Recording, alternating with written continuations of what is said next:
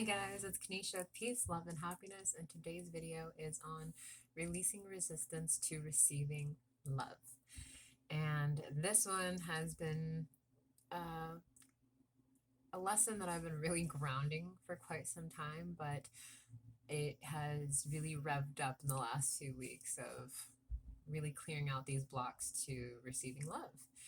And one, was having a hard time the last 2 months of realizing that I wasn't doing videos. And I love videos. And so you should always be guided or inspired to do something that you love. And if you're not, it's because you have a block there. And so I use the mirror exercise. I've talked about that before, and you can learn more about the mirror exercise in the book Twin Flames Finding Your Ultimate Lover, taught by my spiritual teachers, Jeff and Shalia. I actually get to work with them personally on Wednesdays in group coach, which is really wonderful. I've learned so much from just being in class with them. But I use the mirror exercise in every area of my life. And so I was really having a hard time because I love doing my videos. I love sharing the things that I experience and how I work through my blocks, because as a consciousness, we all work through the same upset. It just looks a little different on the outside.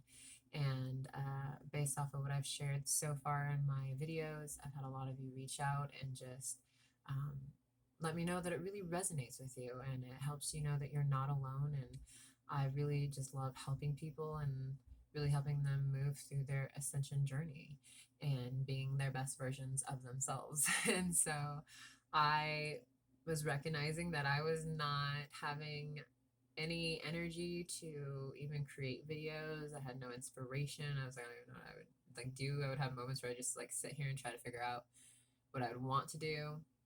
I'm having a throat chakra upset right now. Give me a second. It's an upset about being vulnerable, and I choose to just be vulnerable because as an Aries, I have this perfection block within me that I'm learning and layers to let go of.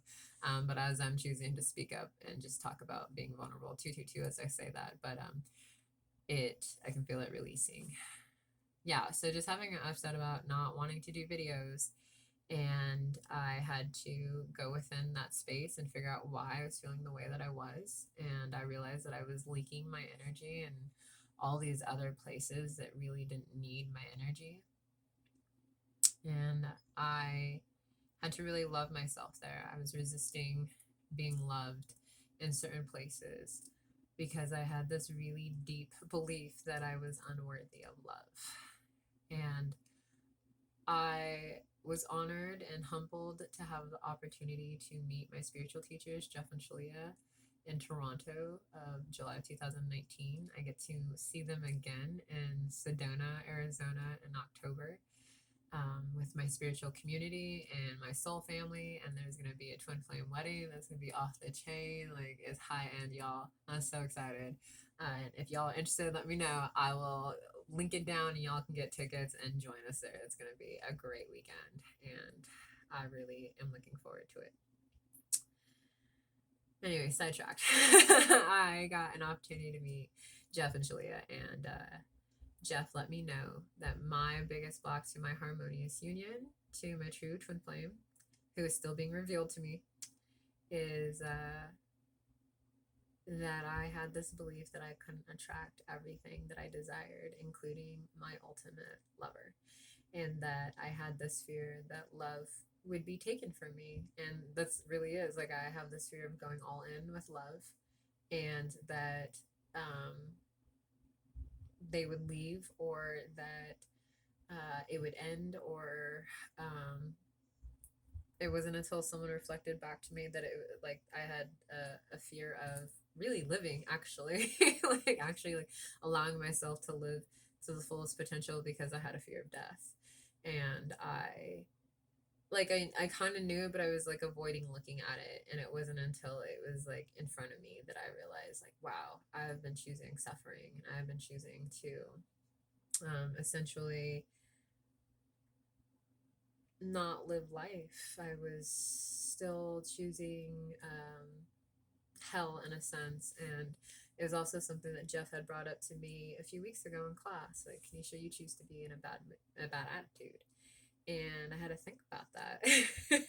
And he's very right. Because when I came out of class that day, my oldest was like, I'm in such a bad mood. I don't want to be in a good mood. I was just like, all right. I choose to I choose to be disciplined here, really. And I had to look at that part of myself who was choosing to be in a bad mood, choosing to be grumpy. And had to love myself in that place and give her what she needed. And a lot of it was nurturing and just attention and just this knowing that I wasn't gonna leave her. When I mean like her, I mean like my inner child. That's what I talk about, like the mirror exercise. So I also grabbed this card because it's the best way to like view it. But like that'd be like the adult version of you, the baby version of you, and then the adolescent version of you. But really nurturing. You would think that that's like a mother child, but that's really how you should love yourself. And we give people all of this love and gives them everything and anything, but we're the last person to take care of ourselves. Like I was one of those, and I'm learning to heal this, or one of those persons where I'd rather hurt myself before I hurt someone else. And that's not healthy. It's not healthy. And I'm learning. I'm learning how to reprogram my mind and to where I'm taking care of myself in a way that I can also help take care of others. And I don't have to sacrifice myself. I don't have to sacrifice my needs and my desires and my just my values. That was what I was looking for. And doing this work has really helped me do that, get clear on where I'm resisting love. So as I'm looking at why I'm not doing videos, what comes up also like beginning of March was how much I was truly judging myself. I was judging my upsets. I was judging the fact that I didn't know who my true twin flame was, and I've been doing this work for like 3 years. And all these other people who are coming in who are brand new to this are like calling in their twin flame, and they're here in like a day or two or whatever. And it's because I just had all these illusions and these blocks to love that I wasn't seeing this person, and that's still being revealed to me. So I just have to surrender and give it to God and just continue to focus on my inner work, continue to focus on loving me, and knowing that as I do that, I naturally attract that person. And that was my upset, was that I had this belief that I couldn't attract my person.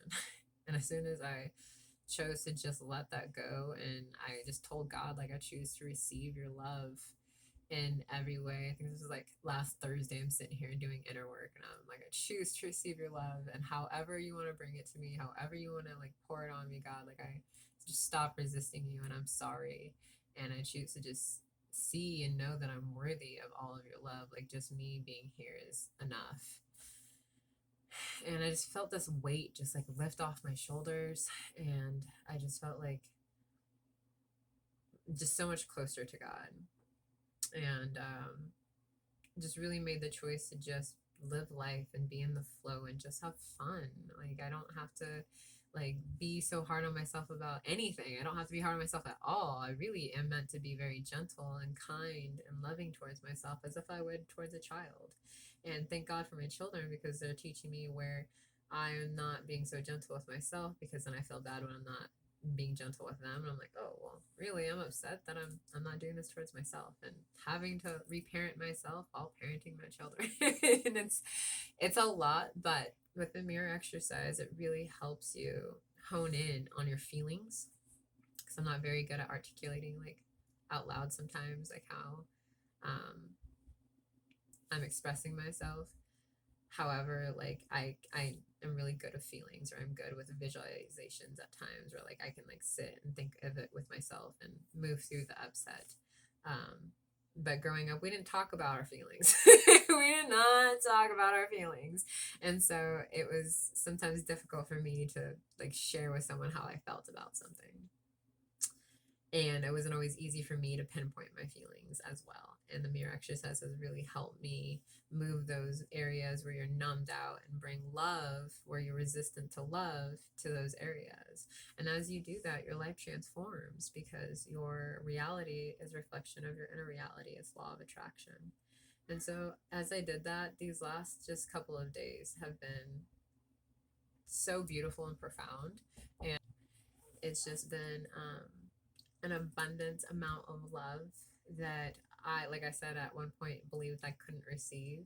And as soon as I made the choice to know that I was worthy of it, it just like came in quickly.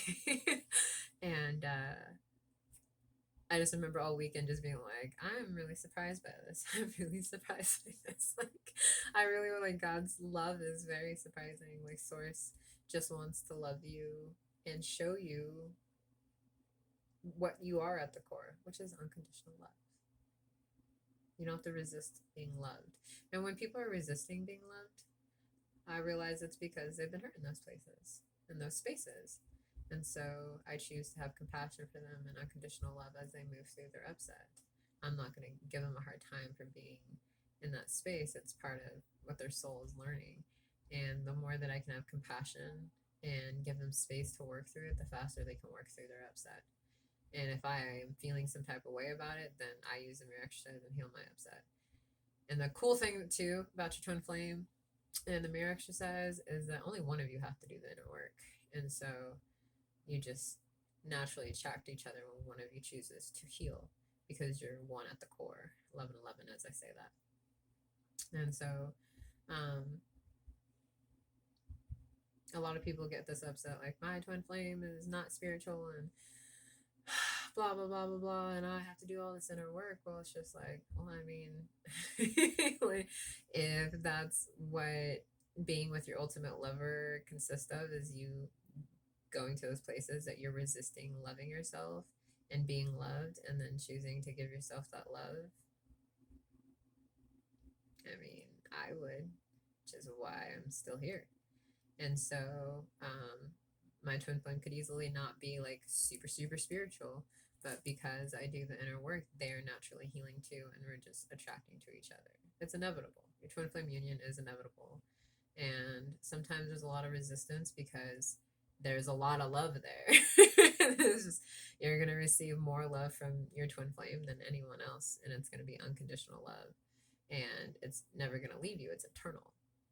And so if you are having resistance to love anywhere else, you will have resistance to love from your twin flame and inevitably go the opposite direction because it's just too much for you.